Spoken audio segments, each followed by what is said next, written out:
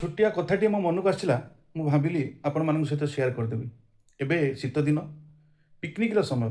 ବହୁତ ସ୍କୁଲ କଲେଜର କୁନି କୁନି ପିଲାମାନେ, ବହୁତ ପରିବାର ଚାହାନ୍ତି ଶୀତଦିନ ବର୍ଷକର ଥରେ କେଉଁଠି ଗୋଟେ ଦୂର ଜାଗାକୁ ଯିବେ, ଟିକେ ସମୟ ବିତେଇବେ, କିଛି ଖାଦ୍ୟପେୟ ସାଙ୍ଗରେ କରିବେ। ଏମିତି ଗୋଟେ ଗେଟ୍ ଟୁଗେଦର କରିବା ପାଇଁ ବହୁତ ଲୋକଙ୍କ ମନରେ ଆଶା ଥାଏ।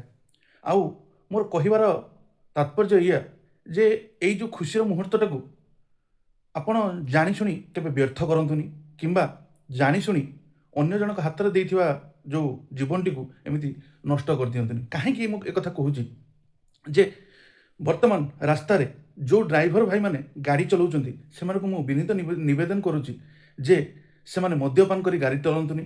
କାହିଁକିନା ଆପଣ ଗାଡ଼ି ଚଲାଉଥିବା ସମୟରେ ଆପଣଙ୍କ ସହିତ ବହୁ ଜୀବନକୁ ନେଇକି ଆପଣ ଯାଉଛନ୍ତି ସାଙ୍ଗରେ। ତା ସହିତ ଯେଉଁ ପିଲାମାନେ ୟଙ୍ଗ ଜେନେରେସନ୍ ହେଉ କିମ୍ବା ଯେଉଁ ଲୋକମାନେ ଯାଉଛନ୍ତି ଯେଉଁ ଜାଗାକୁ ନିଶାସକ୍ତ ଅବସ୍ଥାରେ ଏମିତି କିଛି କରନ୍ତୁନି ଯେ ଆପଣଙ୍କର ନିଶାସକ୍ତକୁ ଦେଖି ଅନ୍ୟ କୁନି କୁନି ଛୁଆ ସେଠି ପିକନିକ୍ ସ୍ପଟ୍ରେ ଥିବେ, ସେମାନଙ୍କ ଉପରେ ଖରାପ ପ୍ରଭାବ ପଡ଼ିବ। ରାସ୍ତାରେ ଅନ୍ୟ ଯେଉଁ ଡ୍ରାଇଭରମାନେ ଗାଡ଼ି ଚଲାଉଛନ୍ତି ଟିକେ ସଂଯମତାରେ ଗାଡ଼ି ଚଲାଇବେ।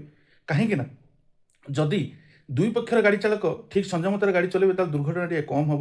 କାହିଁକିନା ଏହି ସମୟରେ ଆମେ ବହୁତ ଗୁଡ଼ିଏ ଦୁର୍ଘଟଣା ଦେଖୁ। ସେଇଥିପାଇଁ ଏହି କଥାଟି ମୋ ମନକୁ ଆସିଲା, ମୁଁ ସେୟାର କରିଦେଲି। ସମସ୍ତଙ୍କୁ ବିନୀତ ଅନୁରୋଧ ଯେ ନିଶାପାନଠାରୁ ଦୂରେଇ ରୁହନ୍ତୁ, ଯାହାଫଳରେ ଆପଣମାନଙ୍କ ସହିତ ଆଉ ଅନେକ ବହୁତ କୁନି କୁନି ଛୁଆ, ବହୁତ ଲୋକଙ୍କୁ ନେଇ ଆପଣ ସାଙ୍ଗରେ ଯାଉଛନ୍ତି, ମୌଜ ମଜଲିସ୍ କରନ୍ତୁ।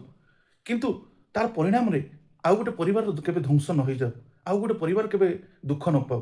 ମୋର ଏତିକି ହିଁ କହିବା, ଆଉ କିଛି ନାହିଁ। ସମସ୍ତେ ଏନ୍ଜୟ କରନ୍ତୁ। ନୂଆ ବର୍ଷ ଆସୁଛି, ସମସ୍ତେ ପୁରୁଣାର ଦୁଃଖ ଭୁଲି ନୂଆକୁ ଆପଣେଇବା।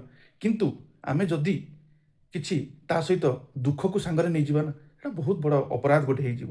କେବଳ ଆପଣମାନଙ୍କ ପାଇଁ ନୁହେଁ, ସମସ୍ତେ ସଂଯତରେ ଚଳିବା, ଯାହାଫଳରେ ଗୋଟେ ସୁନ୍ଦର ସମାଜ ହେଇପାରିବ। ଜୟ ଜଗନ୍ନାଥ।